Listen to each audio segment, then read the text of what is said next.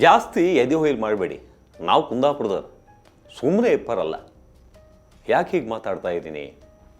ನಿನ್ನೆ ಅಲ್ಲ ಮೊನ್ನೆ ಸಂಜೆ ಒಂದು 6:30 ಸುಮಾರಿಗೆ ಸಂಜಯ್ ನಗರ ಪೊಲೀಸ್ ಠಾಣಾ ವ್ಯಾಪ್ತಿಯಲ್ಲಿರ್ತಕ್ಕಂಥ ಒಂದು ಭೂಪಸಂದ್ರ ಅಂತ ಒಂದು ಜಾಗ ಇದೆ. ಅಲ್ಲಿ ಒಂದು ಬೇಕರಿಯನ್ನು ಕುಂದಾಪುರ ಕಡೆಯವರು ಮಾಡ್ತಾಯಿದ್ರು.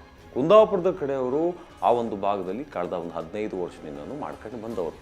ಇಂಥ ಒಂದು ಸಂದರ್ಭದಲ್ಲಿ ಲೋಕಲೈಟ್ಸ್ ಆಗಿರ್ತಕ್ಕಂಥ ಗುರ್ರಾಜ್ ಹಾಗೆ ವಿಶ್ವಾಸ್ ಎಂಬವರು ಕಂಠ ಪೂರ್ತಿ ಕುಡಿದು ಗಲಾಟೆಗೆ ಬರ್ತಾರೆ. ಏನಂದರೆ, ಸಿಗರೇಟ್ ಕೊಡಪ್ಪ, ಬೇಗ ಸಿಗರೇಟ್ ಕೊಟ್ಟಿಲ್ಲ ಅಂದ್ರೆ ನಾನು ಹಂಗೆ ಮಾಡ್ತೀನಿ ಹಿಂಗೆ ಮಾಡ್ತೀನಿ ಅಂತ ತಗಾದೆ ತೆಗೆದು ಗಲಾಟೆಯನ್ನು ಶುರು ಹಚ್ಕೊಂತಾರೆ. ಹೀಗೆ ಹೋದಂತಹ ಗಲಾಟೆ ಲಾಸ್ಟಿಗೆ ಅಲ್ಲಿ ಬೇಕರಿಯಲ್ಲಿರ್ತಕ್ಕಂಥ ಹುಡುಗರಿಗೆ ಬಾಟ್ಲಿಯಿಂದ ನೇರವಾಗಿ ತಲೆಗೆ ಹೊಡೆಯುವಂತಹ ಕೆಲಸವನ್ನು ಅಲ್ಲಿದ್ದಂತಹ ವಿಶ್ವಾಸ್ ಹಾಗೆ ಗುರ್ರಾಜ್ ಇಬ್ಬರು ಕೂಡ ಮಾಡ್ತಾರೆ. ಇಂತಹ ಒಂದು ಘಟನೆ ಬೆಳಕಿಗೆ ಬರ್ತಾ ಇದ್ದಂತೆ ಕುಂದಾಪುರದ ಜನರೆಲ್ಲರೂ ಕೂಡ ಆಕ್ರೋಶಕ್ಕೊಳಗಾಗ್ತಾರೆ. ನೇರವಾಗಿ ಏನಾದರೂ ಮಾಡಲೇಬೇಕು ಅಂತ ಹೇಳಿ ಇಲ್ಲಿ ಇರ್ತಕ್ಕಂಥ ಎಲ್ಲ ಒಂದು ಒಕ್ಕೂಟಗಳೇನಿರ್ತವೆ, ಕುಂದಾಪುರದ ಒಕ್ಕೂಟಗಳು ನೇರವಾಗಿ ಪೊಲೀಸ್ ಠಾಣೆಗೆ ಹೋಗಿ ಯಾರು ಹಲ್ಲೆಗೊಳಗಾಗಿದ್ದಾರೆ ಕುಂದಾಪುರದ ಹುಡುಗರು ಅವರಿಗೆ ಒಂದು ಸಪೋರ್ಟ್ ಮಾಡುವಂತಹ ಕೆಲಸಗಳನ್ನು ಮಾಡ್ತಾರೆ. ಮೊನ್ನೆ 6:30ಕ್ಕೆ ಈ ರೀತಿಯಾದಂಥ ಇನ್ಸಿಡೆಂಟ್ ಆಯಿತು. ನಿನ್ನೆ ಸಂಜೆ ಒಳಗಡೆ ಆರೋಪಿಗಳು ಏನು ಹಲ್ಲೆ ಮಾಡಿದರು ಇಲ್ಲಿನ ಲೋಕಲ್ ಪುಂಡ್ರು ವಿಶ್ವಾಸ್ ಹಾಗೆ ಗುರುರಾಜ್ ಇಬ್ಬರನ್ನು ಕೂಡ ಇದೀಗ ಸಂಜಯ್ ನಗರ ಪೊಲೀಸರು ಬಂಧಿಸಿದ್ದಾರೆ. ಅವರಿಗೆ ಸರಿಯಾದ ರೀತಿಯಲ್ಲಿ ತಮ್ಮದೇ ರೀತಿಯಲ್ಲಿ ಕಜ್ಜಾಯವನ್ನು ಕೊಟ್ಟು ಪರಪ್ನಗರಕ್ಕೆ ಕಳಿಸುವಂತಹ ಕೆಲಸವನ್ನು ಕೂಡ ಮಾಡಿದ್ದಾರೆ. ಇಲ್ಲಿ ಕೈಗೆ ಬಳೆ ತೊಟ್ಟು ಕೂತ್ಕೊಳ್ಳುವಂಥದ್ದು ಅಥವಾ ಇನ್ನೊಂದು ಏನೋ ಕೆಲಸಗಳನ್ನು ಮಾಡುವಂಥವ್ರು ಯಾರೂ ಇಲ್ಲ. ಇಲ್ಲಿ ಬೇರೆ ಬೇರೆ ವಿಚಾರಕ್ಕೆ ಸಂಬಂಧಪಟ್ಟ ಹಾಗೆ ಕಷ್ಟದ ಜೀವನವನ್ನು ಅನುಭವಿಸ್ತಾ ಇರ್ತಕ್ಕಂಥವ್ರು ಸಾಕಷ್ಟು ಜನ ಇದ್ದಾರೆ. ದಿವಸಕ್ಕೆ 5,000ನೋ 2,000ನೋ 1,000ನೋ ಬಿಸ್ನೆಸ್ ಆಗಲಿ, ತಾವು ಅದರಲ್ಲೇ ಎಲ್ಲಾದರೂ ಅಲ್ಪ ಸ್ವಲ್ಪ ಉಳಿಸ್ಕೊಂಡು ತಮ್ಮ ತಂದೆ ತಾಯಿ ಏಜ್ ಆಗಿರ್ತಕ್ಕಂಥ ತಂದೆ ತಾಯಿಗಳಿಗೆ ಊರಲ್ಲಿರ್ತಕ್ಕಂಥ ಕುಂದಾಪುರದಲ್ಲಿರ್ತಕ್ಕಂಥವರಿಗೆ ಕಳಿಸ್ಕೊಡೋಣ ಅಂಥೇಳಿ ಒದ್ದಾಡ್ತಾ ಇರ್ತಾರೆ. ಅಂಥ ಸಿಚುವೇಷನ್ನಲ್ಲಿ ಇಲ್ಲಿ ಬಂದ್ಕೊಂಡು ತಾವು ಬೇರೆ ರೀತಿಯಲ್ಲಿ ಬಂದಂತಹ ದುಡ್ಡುಗಳು ಎಲ್ಲೋ ತಲೆ ಒಡೆದು ಬರ್ತಾ ಇರ್ತಕ್ಕಂತಹ ದುಡ್ಡುಗಳನ್ನು ತಗೊಂಡು ಬಂದು ಇಲ್ಲಿ ಸಿಗರೇಟ್ ಕೊಡು ಇನ್ನೊಂದೇನೋ ಕೊಡು ಅಂತ ಹೇಳುವಂಥ ಕೆಲಸಗಳು ಮಾಡ್ತಾರೆ.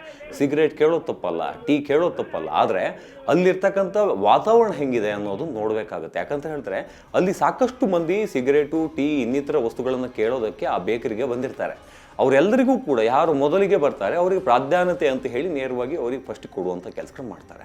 ಇಲ್ಲಿ ನಾನು ಲೋಕಲ್ ರೌಡಿ ಅಂತ ಹೇಳಿ ಕುಂದಾಪುರದವರ ಮೈ ಮೇಲೆ ಮೈ ಮುಟ್ಟೋಕೆ ಹೋದರೆ ಆವಾಗ ಎಷ್ಟು ಸಿಟ್ಟು ಬರಲ್ಲ. ಎಲ್ಲದಕ್ಕೂ ಕೂಡ ಸಮಾಧಾನ ವ್ಯವಧಾನ ಎಲ್ಲದೂ ಕೂಡ ಇರುತ್ತೆ. ಇದೆಲ್ಲದನ್ನು ಕೂಡ ನೋಡ್ಕೊಂಡೆ ಮುಂದುವರಿಯುವಂಥ ಕೆಲಸಗಳು ಮಾಡಬೇಕು. ಒಬ್ಬ ವ್ಯಕ್ತಿಗೆ ಇನ್ನೊಬ್ಬ ವ್ಯಕ್ತಿ ಯಾವ ರೀತಿಯಾಗಿ ಮರ್ಯಾದೆ ಕೊಡಬೇಕು ಅಥವಾ ಎದುರುಗಡೆ ಇರ್ತಕ್ಕಂಥ ವ್ಯಕ್ತಿಯಿಂದ ಯಾವ ರೀತಿ ಮರ್ಯಾದೆ ಪಡ್ಕೋಬೇಕು ಅನ್ನೋದು ಎಲ್ಲರಿಗೂ ಗೊತ್ತಿದೆ. ಆದರೆ ನಾನೇ ಈ ಏರಿಯಾದ ಡಾನು, ನಾನೇ ಈ ಏರಿಯಾದಲ್ಲಿ ಏನು ತನ್ನದೇ ಆದಂತಹ ಜೀವನವನ್ನು ನಡೆಸ್ತಾ ಇದ್ದೀನಿ, ನಾನು ಹೇಳ್ದಂಗೆ ಎಲ್ಲ ಆಗಬೇಕು ಅಂತ ಹೇಳಿದ್ರೆ ಇಲ್ಲಿ ಯಾವುದೇ ರೀತಿ ಪ್ರಜಾಪ್ರಭುತ್ವ ವ್ಯವಸ್ಥೆಯಲ್ಲಿ ಹೆಂಗೆ ಬೇಕಾದರೂ ಜೀವನ ನಡೆಸೋಕ್ಕಾಗಲ್ಲ.